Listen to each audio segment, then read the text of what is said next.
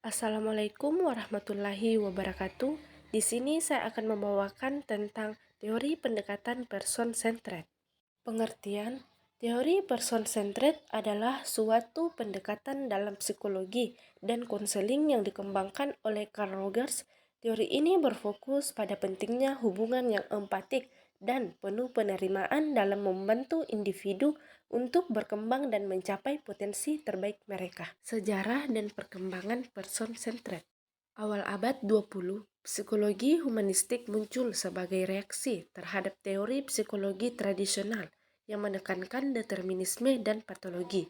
Dan pada tahun 1940-an, Carl Rogers mengembangkan konsep client-centered therapy yang kemudian berkembang sebagai person-centered.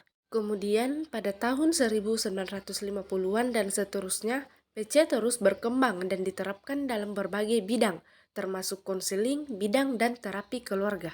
Penerapan di sekolah. Pendekatan pembelajaran yang humanistik. Guru atau instruktur bertindak sebagai fasilitator yang lebih fokus pada kebutuhan, minat, dan potensi masing-masing siswa daripada hanya mengutamakan pengajaran materi teknis. Pembelajaran berbasis proyek atau studi kasus dapat digunakan untuk memungkinkan siswa mengeksplorasi dan menerapkan pengetahuan sesuai dengan minat mereka. Fungsi dan tujuan.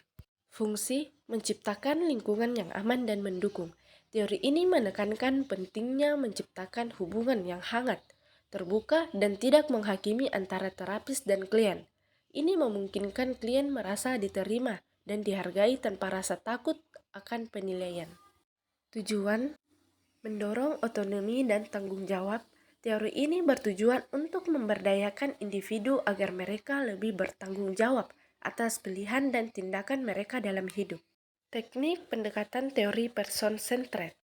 Teknik pendekatan yang dapat dilakukan dalam konteks terapi atau pendekatan lain yang menggunakan teori ini yaitu empati aktif. Terapis atau fasilitator berusaha untuk benar-benar memahami perasaan, perspektif, dan pengalaman orang lain dengan cara mendengarkan secara mendalam dan merespons dengan penuh pengertian. Teknik ini memungkinkan klien merasa didengar dan dihargai tanpa penilaian. Contoh kasus teori person-centered. Seorang klien bernama Ani datang untuk sesi konseling dengan keluhan perasaan cemas yang berkepanjangan. Terapi dimulai dengan pendengarannya yang penuh perhatian dan sikap empatik dari konselor.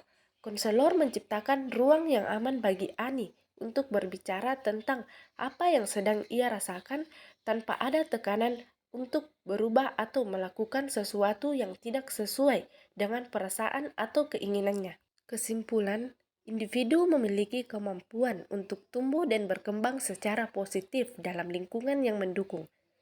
Pendekatan ini menekankan pentingnya hubungan yang empatik, terbuka, dan penuh penerimaan dalam proses terapi atau interaksi antar individu. Terima kasih, semoga apa yang saya sampaikan dapat bermanfaat bagi kita semua.